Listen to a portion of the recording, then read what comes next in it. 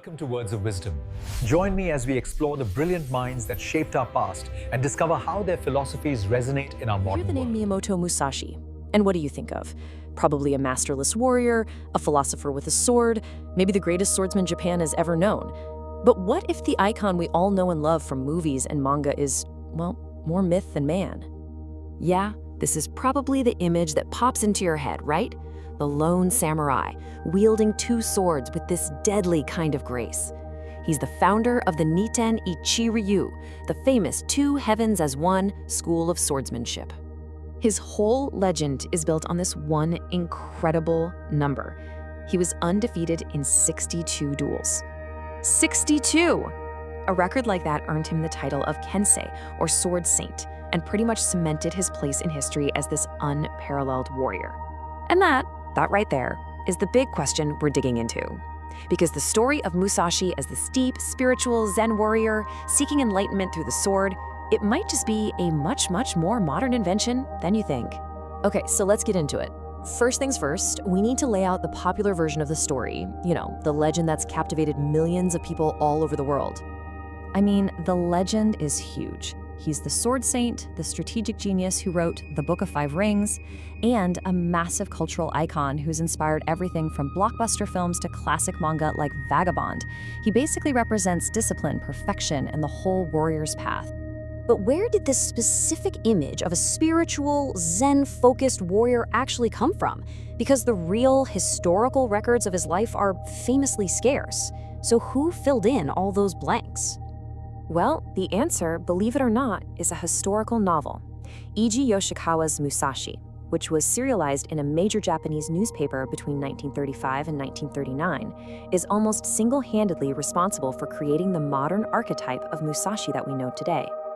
And listen, this book wasn't just popular. It was a full-blown phenomenon. We're talking over 120 million copies sold. It was adapted into films, TV shows, and manga, and it just drilled Yoshikawa's fictional version of Musashi deep into the cultural consciousness, both in Japan and everywhere else. But for all its popularity, the book wasn't exactly considered high literature. When an English translation finally came out, a New York Times review famously panned it with the headline you see right here, criticizing its one-dimensional characters and repetitive plot. So clearly its ideas were way more powerful than its prose. You see, Yoshikawa's hero was the perfect embodiment of Bushido, the so-called ancient code of the samurai. But here's the twist. Most scholars now agree that Bushido, as we think of it, isn't some ancient code at all. It was largely invented and codified in the modern era to create this romantic, nationalistic ideal of what a Japanese warrior should be. So that leads to a really important question. Why was this invented ideal so powerful in the 1930s? Why did Japan need this specific version of a samurai hero at that exact moment in history? You have to remember, Yoshikawa wasn't writing in a vacuum. His novel came out during a time of immense turmoil. The global depression had hit Japan hard, which fueled this huge surge in militarism and an intense nationalist search for a pure Japanese identity, one that was free from what they saw as corrupting Western influences. And this slide just captures that conflict perfectly. On one side, you have the disease, modernity, with all its capitalism, greed, and foreign ideas. And the proposed cure? A return to an idealized past, embodied by the spiritual, pure, and eternally Japanese samurai. At the exact same time, you had influential writers like D.T. Suzuki who were connecting Zen Buddhism to the martial arts. And this quote, it's fascinating. It basically turns violence into an art form. The swordsman isn't a killer, he's just an instrument, a vessel for a higher will, and he's totally absolved of moral responsibility. You can imagine how, for a nation that was heading toward war, this was a powerfully convenient philosophy. Okay, so this all leads us to the crucial question. If the Zen warrior is an invention, what do we actually know about the historical Musashi? What was his real way of strategy? Well, when you go and read Musashi's own work, like the Book of Five Rings, you find something completely different. His philosophy wasn't about mystical union or spiritual justifications. No, it was relentlessly practical and focused on one thing and one thing only: winning. His famous two-sword style, the Niten Ichi-ryu, was born from pure pragmatism.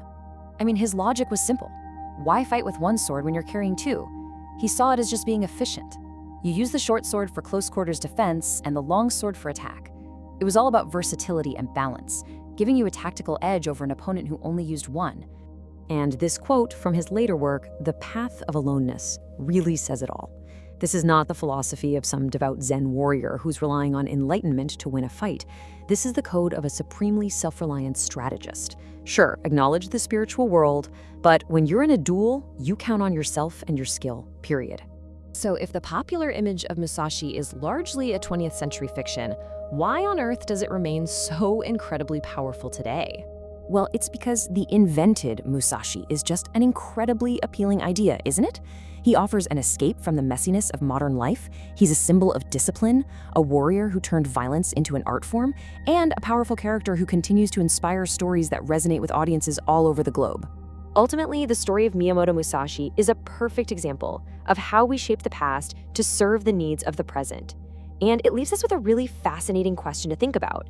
Who else from history might be more of a reflection of our time than of their own? This is Words of Wisdom. Don't forget to like, share, and subscribe for more inspirational content.